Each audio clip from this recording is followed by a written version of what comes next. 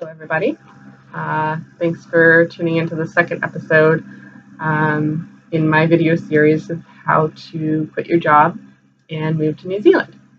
So today I'm going to talk to you about the first big step, which is really the only step, which is to make the choice to do it.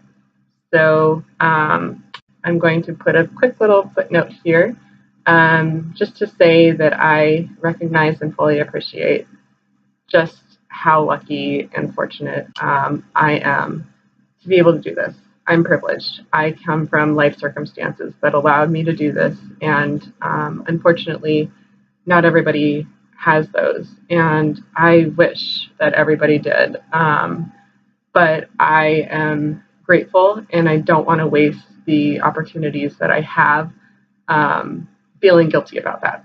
So with that, I also just want to say that everybody's life path is kind of their own. And my life path probably looks a lot different than your life path. And I think that it's important to have grace for others and recognize that their life decisions have no reflection on yours and vice versa. Your life is your own, and if you can give yourself that grace as well and not be so hard on yourself and where you are, and just know that that's your life and you get to live it, and nobody else can or has any impact on you. So with that little piece of philosophy, I'll get into kind of the nitty-gritty of what it was like making that first big step and making the choice to move. So the first thing I did was I applied for a working holiday visa, which I talked about in the first video a little bit. It's basically a visa that lasts for a year if you're 18 to 30 years old, and a number of different countries have it. And I applied for it in April of 2018 after I turned 30. So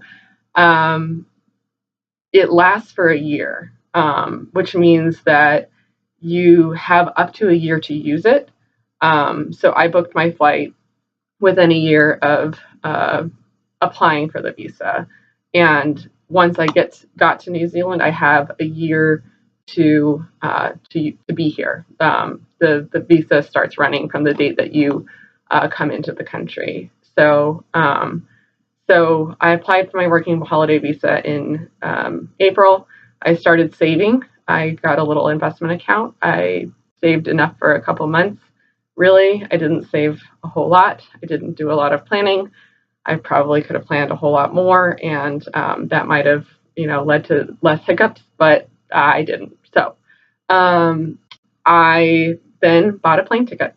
I think it was about August when I decided this is what I'm really doing. I kind of let that decision hang in the air for a few more months while I was just really struggling with knowing what the next steps were going to be for me and knowing that I had to do something different.